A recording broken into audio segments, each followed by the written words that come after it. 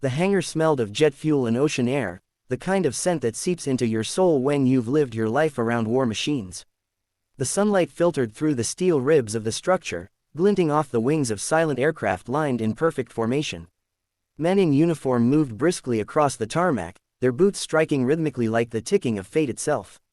At the center of it all, a woman stood alone, helmet tucked under her arm, her eyes fixed on the roaring horizon where the sea met the sky.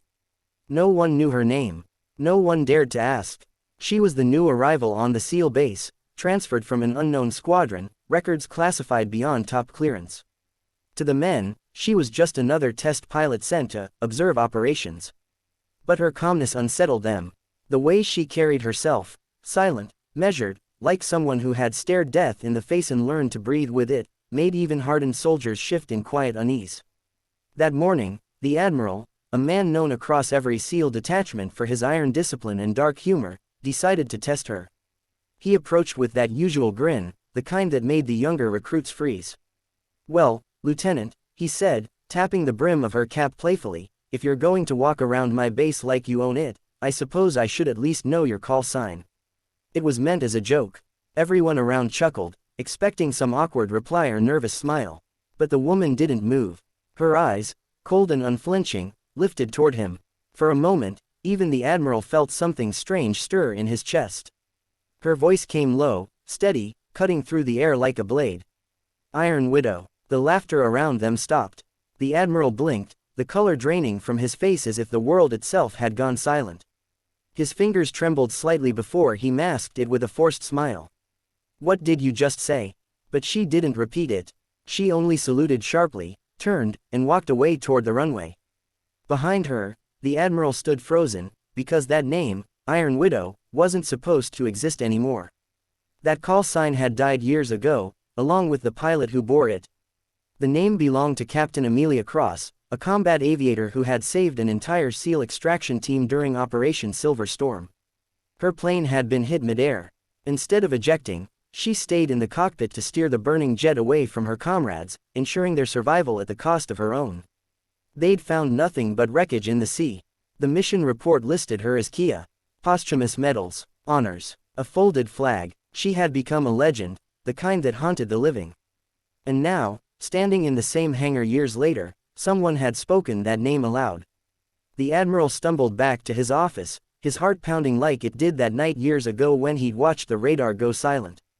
He remembered the storm, the radio static, her voice through the headset, "I'm not leaving them behind, sir. Tell them I'm still with them." Then the explosion, then nothing. He thought he was seeing a ghost. But it wasn't a ghost. It was her. In the weeks that followed, the woman everyone called Iron Widow began to draw whispers. The recruits watched her train in silence, running drills faster than anyone, disarming weapons with precision that bordered on unreal. She never raised her voice. She never smiled. She spoke only when needed, and even then, her tone carried the weight of someone who'd buried too many memories to count. When the Admiral finally demanded her file from Central Command, all he received were redacted pages and a short note, reinstated under emergency clearance, eyes only. That night, unable to sleep, he went to the flight deck. Where she sat alone, staring into the Black Sea. The moonlight caught her profile, the same face he remembered from the mission photo, though older now, marked with scars that hadn't been there before. He didn't speak. He just stood there, fighting the disbelief clawing at his mind. For a long time, she said nothing either. Then, without turning, she whispered, "You were there, weren't you? Silver Storm." He nodded, his throat tight. "I saw your jet go down." She exhaled slowly, her breath trembling in the cold air. "It didn't. Not all the way. I hit the water hard, blacked out. The wreckage sank, but I washed up on the other side of the island, enemy territory." His knees almost gave out. "But they said there was nothing left. We searched for days." "I know," she said quietly. "I saw the flares. I tried to reach them, but they were gone. I was taken prisoner." The silence that followed was heavy, filled with ghosts. She spoke again, this time softer. "For 2 years, they kept me. No rescue, no signals. I didn't even know if the war was still going. I learned their language, their patterns. When I escaped, I burned everything behind me." Her hands clenched. Iron Widow was gone. Amelia Cross died in that crash. I became someone else. Someone who couldn't afford to feel. The Admiral turned away, his eyes burning. He'd given the eulogy at her memorial. He'd handed the folded flag to her mother himself. And now, here she was, not the bright, laughing pilot he remembered, but a shadow made of steel and silence. Over the next months, she began retraining SEAL operatives in advanced aerial extraction and survival techniques. Under her command, the unit transformed, faster, sharper, more precise. Her methods were brutal, but effective. Soldiers who once doubted her now looked at her with reverence. Still, she never sought recognition. She only worked, as if trying to erase herself through discipline. Then came Operation Black Tide, a high-risk rescue deep in enemy waters. The Admiral tried to assign her to command from base, but she insisted on flying.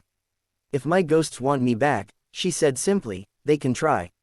The mission went wrong almost immediately.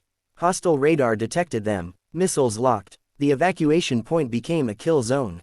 The Admiral's heart froze when he heard her voice over the comms again, calm, steady, the same tone from years ago. "Tell the boys I'm still with them." History repeated, but this time, she made it out. Her jet took a hit, spiraled into the sea, but the rescue chopper found her clinging to the wreckage, alive, smiling faintly through blood and smoke. When they pulled her aboard, she whispered through cracked lips, "Iron Widow doesn't die twice." Back on base, as the medics rushed her away, the Admiral finally broke, tears streaming silently down his weathered face.